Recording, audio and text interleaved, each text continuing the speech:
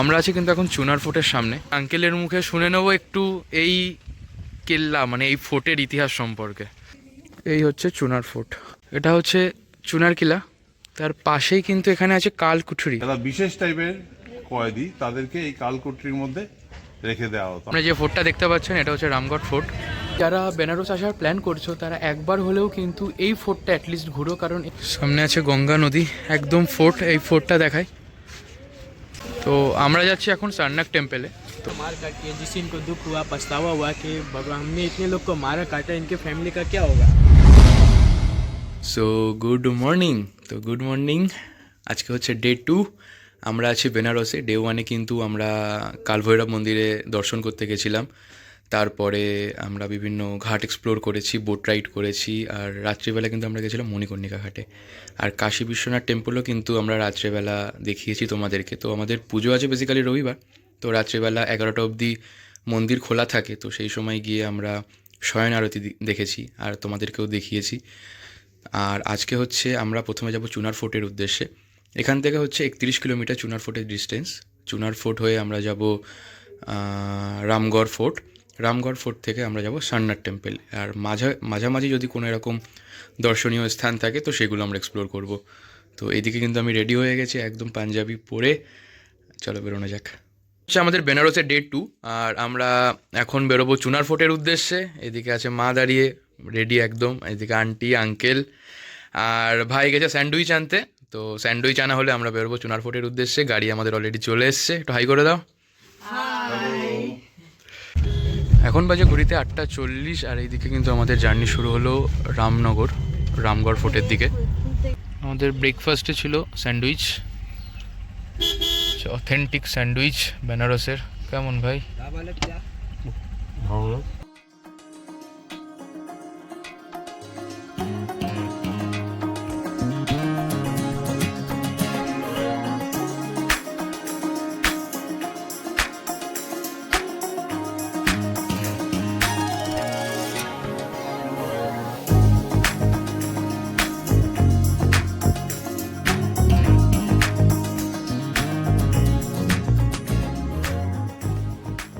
তো আমরা আছি কিন্তু এখন চুনার ফোর্টের সামনে। বোর্ড দেখতে পাচ্ছ চুনার ফোর্ট। তো এর টাইমিং হচ্ছে সুবহ 7 বাজে, শাম 5 বাজে বন্ধ হতা হয়, মতলব সকাল 7টায় খোলে আর 5টায় কিন্তু বন্ধ হয়। আর এটা হচ্ছে মানে অনেকগুলো গেট আছে, বাট আজকে এই গেটটা খোলা আছে। তো এই গেটটা দিয়ে আমরা ঢুকবো। আর সামনে আছে মা আন্টি আঙ্কেল দাঁড়িয়ে।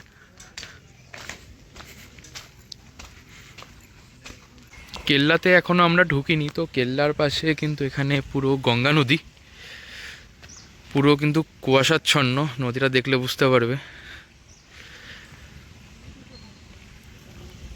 আর এদিকে আছে আঙ্কেলের মুখে শুনে নেবো একটু এই কেল্লা মানে এই ফোর্টের ইতিহাস সম্পর্কে। সম্রাট বিক্রমাদিত্য এই চুনার ফোর্ট, যেটা কিনা উত্তরপ্রদেশে মির্জাপুর ডিস্ট্রিক্টে অবস্থিত, এটা তৈরি করেছিলেন।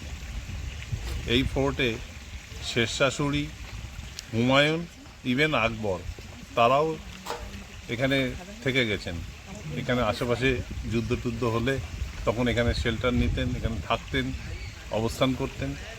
মোটামুটি এই ইতিহাসটা জানা যায়। এই সামনে কিন্তু নো এন্ট্রি, আর আমাদের ফোর্ট মানে কিলা যাওয়ার জন্য রাস্তা কিন্তু এই দিকটা।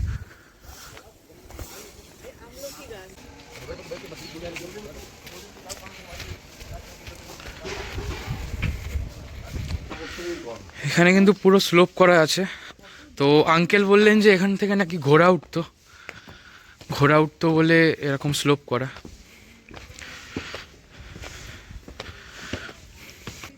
এই হচ্ছে চুনার ফোর্ট।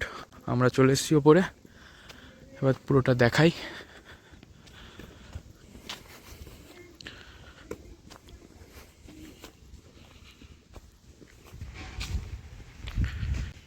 এই হচ্ছে কিলার বাউন্ডারি। কিলাটা আরও বড় ছিল, তো ওই দিকটা আর কি রেস্ট্রিক্টেড, মানে পুলিশ ডিপার্টমেন্টের হাতে বাকিটা। খুবই শান্ত একটা পরিবেশ।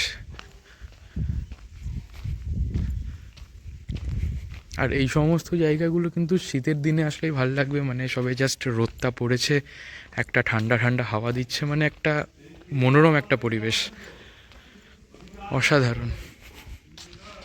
আর সামনে আছে কিন্তু বজরংবলীর একটি মূর্তি, এখানে পুজো হয়।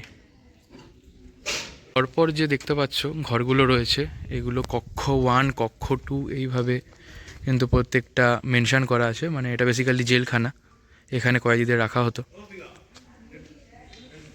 এটা হচ্ছে চুনারকিলা, তার পাশেই কিন্তু এখানে আছে কালকুঠরি, তাই তো?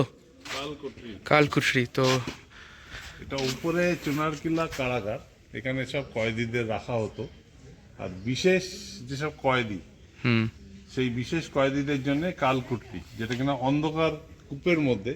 ভিতরে কিন্তু সিঁড়ি আছে, সিঁড়ি দিয়ে কিন্তু অনেকটা গভীর, অনেকটা। আপনারা বুঝতে পারছেন কিনা জানি না, তবে হ্যাঁ আঙ্কেল বল। এই কালকুটরি যারা বিশেষ টাইপের কয়েদি, তাদেরকে এই কালকুটরির মধ্যে রেখে দেওয়া হতো, আটকে রাখা হতো। তারা দিনের পর দিন, মাসের পর মাস, বছরের পর বছর মানে অন্ধকারেই তারা, অন্ধকারের মধ্যেই তারা থাকতো।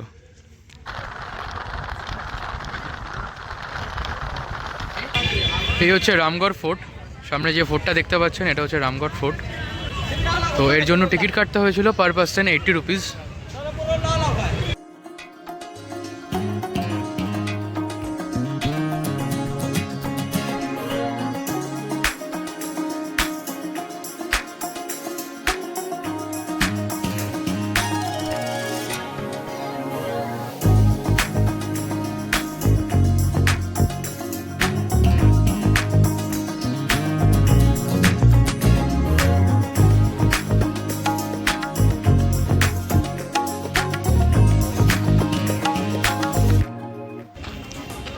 এইদিকে হচ্ছে কিন্তু টিকিট কাউন্টার, এই টিকিট কাউন্টার থেকে কিন্তু আপনাদের টিকিট কেটে মিউজিয়ামের মধ্যে প্রবেশ করতে হবে। আর এটাই হচ্ছে মিউজিয়ামের এন্ট্রি। আমরা আছি কিন্তু এখন রামগড় ফোর্টের একদম ভিতরে। তো আপনারা কিন্তু রামগড় ফোর্টে ফ্রি এন্ট্রি আছে, তবে যদি আপনারা মিউজিয়াম ভিজিট করতে চান সেক্ষেত্রে কিন্তু যারা ইন্ডিয়ান আছে তাদের ক্ষেত্রে লাগবে 20 টাকা, আর যারা ফরেনার আছে তাদের লাগবে 200 টাকা। তো আমরা 80 টাকা করে 5 জন ছিলাম, তো 400 টাকা আমাদের টোটাল টিকিটের প্রাইস ছিল। আর এই হচ্ছে আমার পিছনে দেখতে পাচ্ছ, এই হচ্ছে কিন্তু গোটা মিউজিয়াম। মিউজিয়ামের মধ্যে কিন্তু ফটোগ্রাফি স্ট্রিক্টলি প্রোহিবিটেড। ফটোগ্রাফি যদি আপনারা করেন, যদি ধরা পড়ে যান, তো 500 টাকা কিন্তু জরিমানা নেওয়া হয়। আর এই হচ্ছে পুরো মিউজিয়াম এরিয়াটা। তবে যারা বেনারস আসার প্ল্যান করছো তারা একবার হলেও কিন্তু এই ফোর্টটা অ্যাটলিস্ট ঘুরো, কারণ এখানে মানে ঐতিহাসিক বিভিন্ন ধরনের জিনিস, বিভিন্ন ধরনের বন্দুক, মানে 1900 শতকে বা 1800 শতকে যে সমস্ত বন্দুকগুলো ইউজ করা হতো এবং তারা যে সমস্ত পোশাক পরিচ্ছদগুলো পরতেন, আর তাদের বিভিন্ন ধরনের যুদ্ধের যে অস্ত্রশস্ত্র সব কিছু কিন্তু এখানে রাখা আছে। তো একটা ইতিহাসের সাক্ষী কিন্তু এই ফোর্ট বহন করে চলেছে। তো যারা বেনারস আসছো তারা কিন্তু অবশ্যই একবার হলেও কিন্তু এই ফোর্টটা ঘুরে যেও। এদিকে কিন্তু আছে গঙ্গার ঘাট, ওয়ে টু গঙ্গা ঘাট। তো তোমাদেরকে ঘাট দর্শন করিয়ে আনি। এই হচ্ছে গঙ্গার ঘাটে যাওয়ার রাস্তা, শুনশান একটা রাস্তা।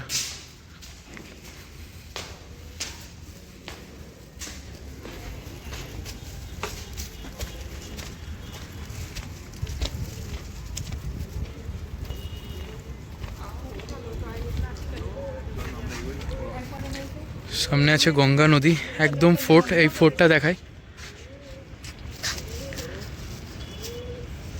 একদম গঙ্গা বক্ষে কিন্তু ফোর্টটির অবস্থান, গঙ্গা নদী। Just see the view.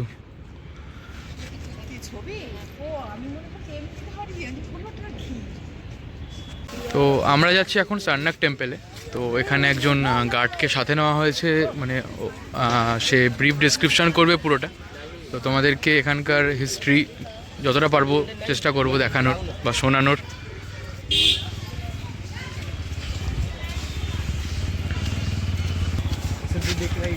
में भी जाएंगे तो सेम ऐसा ही दिखेगा। ये पार्क के अंदर ना, इधर एंट्री चार्ज कितना है? 25। अभी सामने है सारनाथ टेम्पल।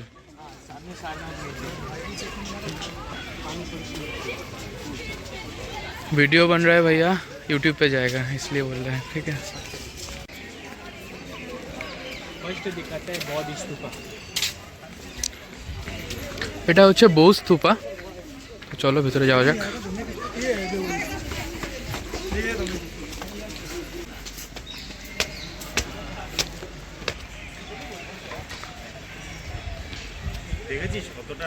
तो फर्स्ट अभी आप लोग जिस प्लेस पे आए हुए हैं, इस प्लेस का नाम है सारनाथ।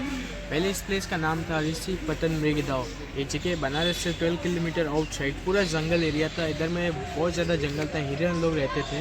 आज भी इस गार्डन में जाएंगे तो हिरन लोग को डियर पार्क के नाम से पाला गया है। जब भगवान बुद्ध फर्स्ट टाइम आए थे सारनाथ में 5 to 8 BC को, उन्होंने इसके नीचे बैठकर अपने 5 शिष्य जिन्हों को दीक्षा दिए थे।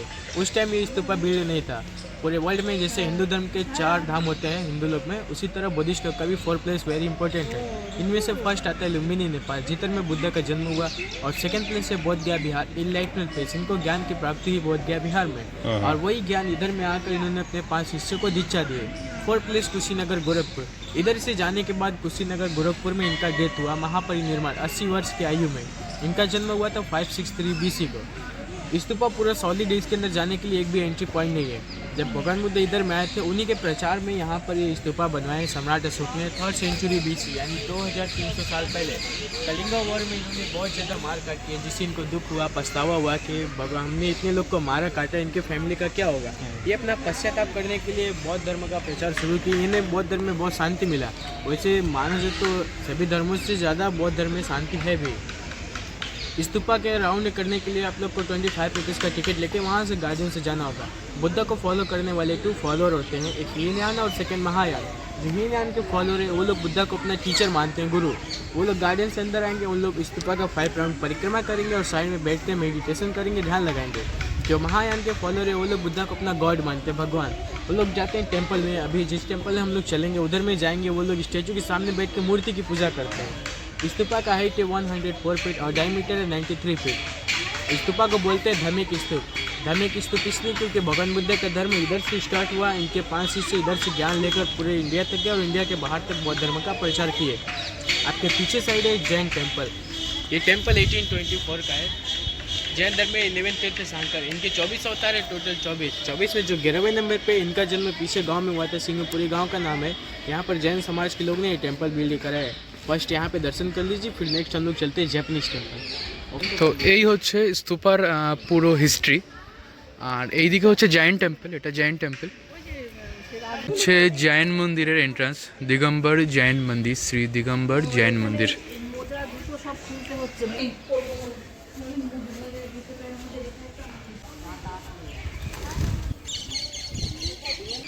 এই হচ্ছে জায়েন্ট টেম্পল। বাট জায়েন্ট টেম্পলের ভিতরে কিন্তু ফটোগ্রাফি অ্যালাউড নেই, তো আমি বাইরে থেকে যতটা পারবো জুম করে দেখানোর চেষ্টা করছি। তো ভিতরে কিন্তু মেডিটেশন করতে পারবেন আপনারা।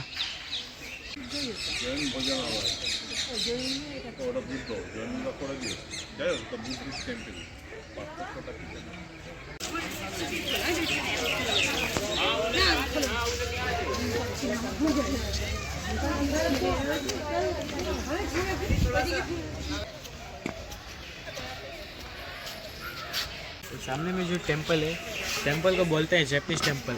जैपनीज इसलिए क्योंकि इस टेम्पल को बिल्ड करने के लिए जापान कंट्री से डोनेशन आया था और जैपनीज मॉडल में बनाया गया। मॉडल को बोलते हैं जैपनीज पैगोडा। अपनी मूवीज़ में देखा होगा जापान में इसी तरह का टेम्पल हाउस बनाया जाता है। टेम्पल के अंदर बुद्धा का 2 स्टैचू है। आप लोग किसी भी टेम्पल में जाएंगे उधर में किसी भी भगवान का एक ही स्टैचू होता है। इधर में बुद्धा का 2 है। जो राइट साइड है वो डेथ बुद्धा के लिए, जो इधर में आए ज्ञान प्राप्त किए, दीक्षा दिए, चले गए उनके लिए। जो लेफ्ट है बुद्धिस्ट लोग ऐसा मानते हैं कि भगवान बुद्ध फ्यूचर में कभी वापस आएगा। आने वाले बुद्धा को ये लोग मैत्री बुद्धा के नाम से जानते हैं। वो कब आएंगे, कहाँ आएंगे, किसी को नहीं पता। बस इतना जानते हैं कि वो फ्यूचर में कभी भी वापस आ सकते हैं। आने वाले बुद्धा का नाम मैत्री बुद्धा। उधर में शूज उतार कर अंदर से देख लीजिए, नहीं तो जैसे यहाँ से दिख रहा है अंदर से भी वही चीज़ है।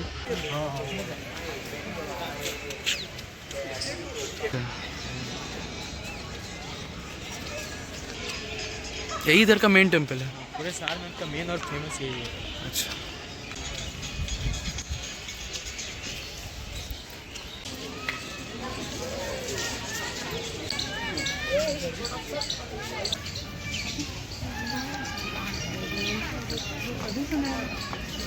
इस टेम्पल का रियल नेम है मूल गंध कुटी विहार। टेम्पल 2 पार्ट में डिवाइड है। आप लोग फर्स्ट पार्ट में जा सकते हैं जिसके अंदर बुद्धा का एक स्पीचिंग मॉडल में स्टैचू रखा हुआ है। ये सामने जो छोटा स्टैचू दिख रहा है ये बॉक्स में ऊपर विंडो में वो दिख रहा है ना, सेम मॉडल में अंदर स्टैचू बड़ा रखा हुआ है। स्टैचू तो है मार्बल का बट उसके ऊपर रियल 24 कैरेट गोल्ड का पॉलिश हुआ है। टेम्पल का एक सेकंड पार्ट जिसके अंदर कोई भी अलाउ नहीं करता, वो साल में केवल 3 दिन ओपन होता है, कार्तिक पूर्णिमा और उससे 2 दिन पहले। बोले तो पिछले साल नवंबर में 3, 4 और 5 तारीख को ओपन हुआ था, जिसके अंदर भगवान बुद्ध के अस्थि का एक छोटा पार्ट रखा हुआ है, रिलिक्स रखा हुआ है जो लोगों को दिखाया जाता है। उस दिन इधर में आउट ऑफ कंट्री से बुद्धिस्ट फॉलोअर आते हैं, देखते हैं, दर्शन करते हैं, 3 दिन का पूजा होता है, वापस से उसी दिन लॉक कर देंगे। अभी इस साल फिर से नवंबर में निकाला जाएगा। अंदर में आप लोग जाएंगे तो पूरे वॉल के ऊपर दीवार में भगवान बुद्ध की जन्म से लेकर मृत्यु तक इनके लाइफ में जो कुछ भी इनके साथ हुआ है सारी हिस्ट्रीज को पेंटिंग में बनाया गया। उस पेंटिंग को जापान के दो आर्टिस्ट ने बनाया था 1932 1936, 4 साल तक। अंदर फोटो वीडियो अलाउड है, ले लीजिएगा, फिर अंदर से आइएगा तब चलते हैं नेक्स्ट प्लेस।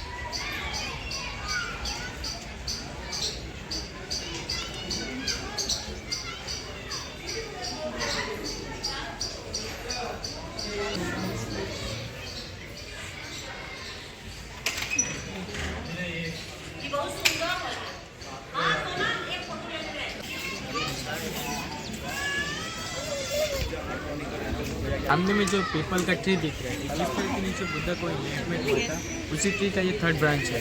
रियल है बोध गया बिहार। उधर से एक पीस कट करके सम्राट अशोक किसान और डॉक्टर ने प्रचार के लिए लगाया श्रीलंका कोलंबो में।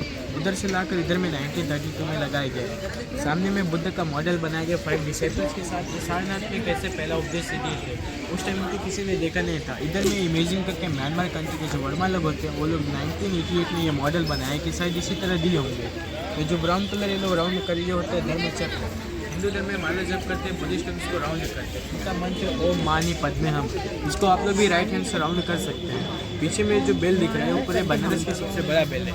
इसका वेट 2010 kg। ये जर्मन कंट्री से महाबोधि सोसाइटी को डोनेशन मिला है पूजा के लिए। एक दिन में डेली 2 टाइम्स बजाया जाता है। इसका साउंड 3 to 4 किलोमीटर दूर गाँव तक जाता है। जब ये मॉर्निंग टाइम में बजता है तो इसका साउंड के बगल में मोनेस्ट्री से उधर से मोक्ष लोग आते हैं, पूजा करते हैं। सेम प्रोसेस जब शाम को बजेगा तो वही मोक्ष लोग आएंगे, 1 घंटे का प्रेयर होता है, टेम्पल क्लोज होता है।